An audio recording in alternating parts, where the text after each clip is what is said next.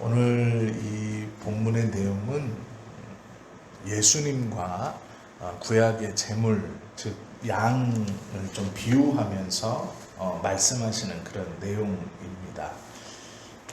그리스도인들이 예수님의 삶을 따라가자라고 할 때 예수님께서 속죄의 삶을 사셨다, 즉 죄를 대속하는 삶을 사신 것처럼 우리도 살자, 이런 말씀들을 종종 하지요. 이 말씀은 조금 이해하기 좀 어렵습니다. 그런데 중요한 핵심은 예수님께서 당하셨던 고난, 그것이 아직 있고 그 고난을 우리가 나누어 지어 살아간다, 이런 뜻이거든요. 그러면 그게 어떻게 그렇게 말씀하는가? 또 히브리서 13장에서 말씀하시는 예수님을 비유하여서 우리의 사죄, 죄 용서에 대해서 좀 자세하게 말씀하고 있는 것이 히브리서 13장인데요. 이 믿음을 나타내주고 죄 용서에 대해 예수님을 계속 높이는 그런 본문입니다. 10절과 11절에서는 구약의 제사 제도에 대해서 간략하게 설명하고 있죠. 10절에 우리에게 제단이 있다라고 말하고 있죠. 제단은 희생제물을 올려놓는 구약의 제단을 의미하는 거죠. 이 제단은 하나님의 선택받은 제사장이 아무거나 막 내가 드리고 싶다고 드릴 수 있는 것이 아니고, 백성들이 자신들의 죄에 대한 대속의 의미로 양이나 송아지나 비둘기 이런 것들을 제사장에게 바치면 제사장은 합당한 절차에 따라서 가죽을 벗기고 피를 뽑고 그리고 고기하고 뼈를 분리시키고 피도 땅에 떨어뜨리지 않고 따로 다 모아서 이 제단 앞에 들고 가서 제단 사면 뿔에 이 피를 바르고, 그리고 이 고기를 영문 밖으로 하나님 앞에 드린 다음에 문 밖으로 가지고 가서 성 밖에서 불살랐습니다. 모든 고기를 성 밖에서 불사른 건 아니고요. 이 속죄에 관련된 짐승만을 성 밖에서 불살랐습니다. 제물을 가지고 왔을 때 1년에 한 번 대속죄일이 되면 자신의 죄의 대신 하나님이 제물을 드립니다 라고 했을 때의 그 속죄의 제물은 영문 밖에서 불살랐어요. 우리가 모든 제물을 다 제단에서 불살랐다고 생각하지만 그렇지 않습니다. 그리고 또 하나, 그 속죄, 즉 죄에 대해서 드려진 고기는 제사장이 먹지 못했어요. 왜 그러냐면 그 사람의 죄가 전가되었기 때문에 그 고기가 부정한 고기가 되었습니다. 그래서 성전 안 제단에서도 사르지 않았고 불사르지 않았고 제사장도 그 고기에 대한 권한이 없었습니다.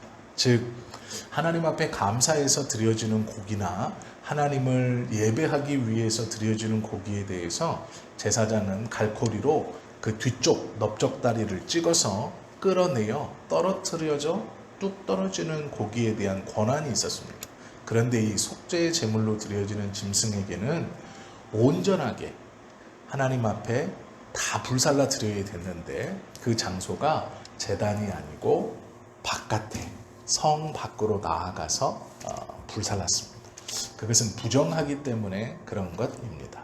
여기서 말씀하시는 우리에게 제단이 있다라는 것은 이 제사 드릴 것이 우리에게도 있다라는 것이죠. 그러면 11절에 보면 죄에 대한 짐승의 피를 제사장이 가지고 성소에 들어가고 그 다음에 그 피를 속죄의 제물로 하나님 앞에 드리고 고기는 바깥으로 나아가서 이제 불살라 버리는 것이죠. 영문 밖은 병영 밖, 즉 성 밖을 의미합니다. 레위기 16장 26절에 왜 이렇게 말씀하시는 구절이 있어요. 속죄제 수송아지와 속죄제 염소의 피를 성소로 들여다가 속죄하였은즉 그 가죽과 고기와 똥을 밖으로 내어다가 불사를 것이라, 이렇게 레위기에 말씀하고 있어요.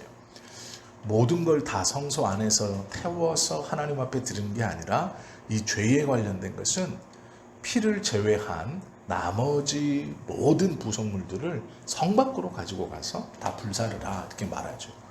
히브리서 기자가 12절에서 그러므로 예수도 자기 피로써 백성을 거룩해 하려고 성문 밖에서 고난을 받으셨다 이렇게 말해요. 12절에 보십시오. 그렇게 본문이 써 있죠. 이것은 구약시대의 속죄제의 동물로 드려진 짐승과 예수님을 똑같이 해놓은 거예요. 그런데 그 속죄제로 드려진다라는 것은 1년에 한 번 무조건 행해야 되는 매해 돌아오는 죄의 용서함을 받는 날이었습니다. 그런데 우리 예수님께서 드렸다라는 것은 한 번에 그리고 단번에 완벽하게 드린 그 죄의 날입니다. 그래서 다시 돌아오지 않는 날, 이것이 큰 차이점이죠.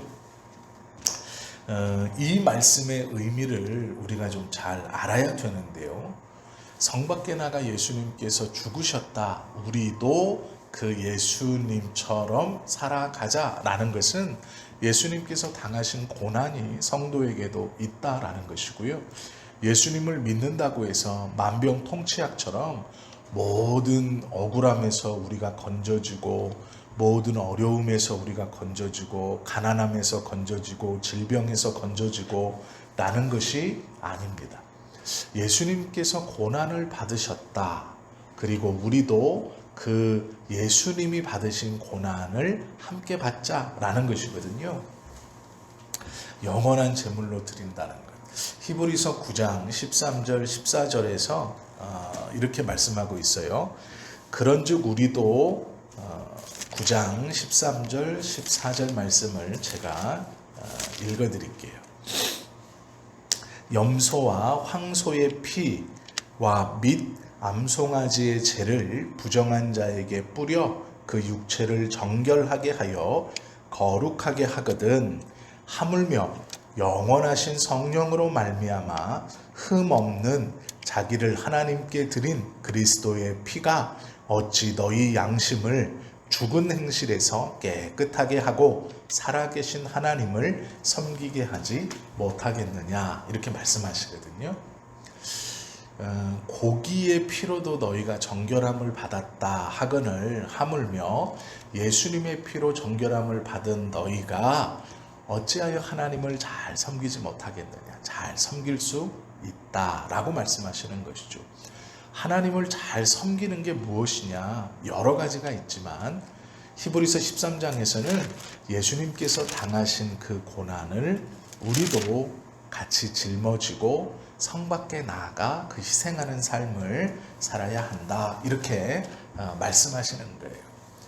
그런즉 우리는 그 능욕을 지고 성문, 영문 밖으로 그에게 나아가자. 이게 무슨 얘기냐면요, 예수님처럼 성 밖으로 죄물이 되어 나가자 이런 뜻이거든요. 고난을 우리도 기꺼이 지고 붙들고 가자. 그 능욕을 지자라는 말씀이세요. 히브리서 12장 2절에 보면 예수님께서 이렇게 짐승처럼 고난당하신 이유가 있어요.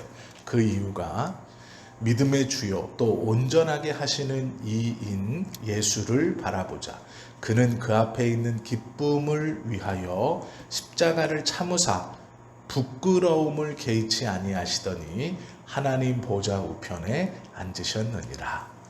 예수님께서 이렇게 짐승처럼 고난을 당하신 이유가 뭐냐면 그 기쁨, 그것 때문에 십자가를 참으셨대요. 즉 약속된 그 하나님의 뜻을 이루어내는 그 기쁨, 그것을 붙들고 고난을 참고 하나님의 보좌 우편에 앉았다. 그러므로 우리에게 예수님과 같이 그 고난을 지고 영문 밖, 성 밖으로 나아가자라는 것은 뭐냐면 너희에게도 동일하게 보좌가 약속되어 있다라는 거예요.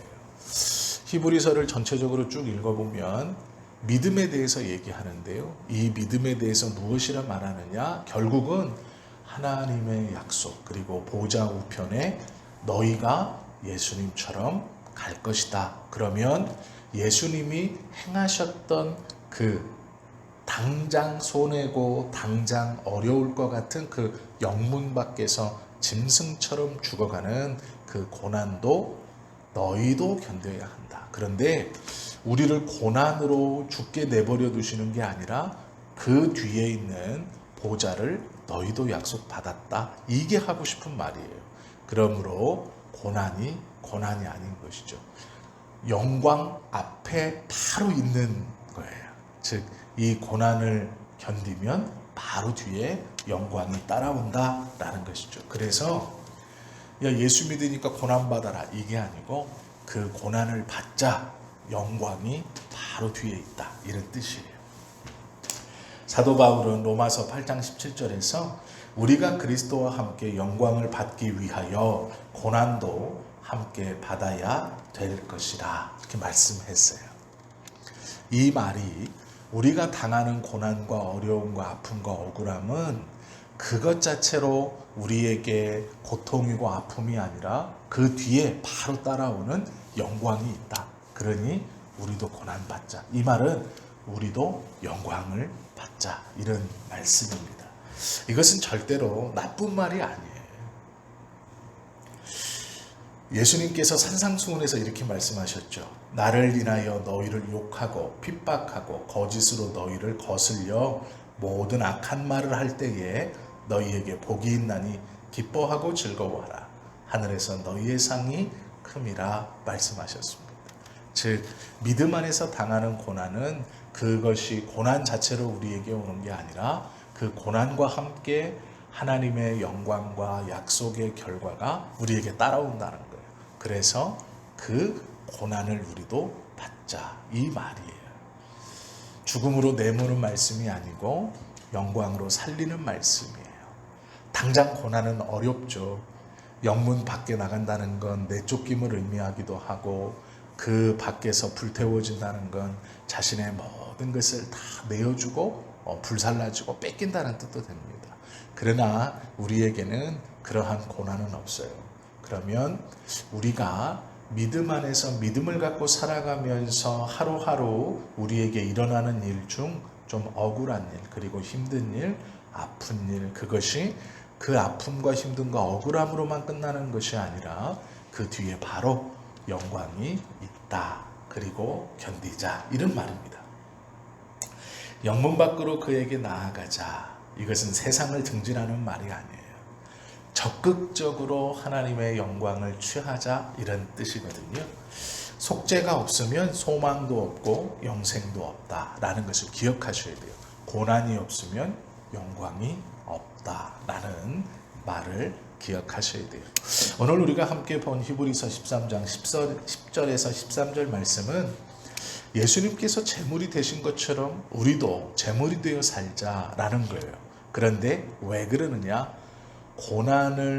고난으로 보는 것이 아니라 고난을 영광으로 보기 때문에 그런 거예요.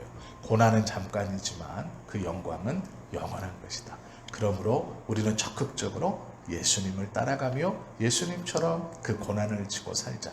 절대로 손해가 아니다 라고 말씀하시는 겁니다. 고난 뒤에 있는 영광을 볼 수 있어야 한다 라고 말씀하세요. 오늘 이 말씀 기억하시고 오늘 하루를 기도하시면서 인내 아래 살아가는 저와 여러분 되시기를 예수님의 이름으로 축원합니다. 기도하겠습니다.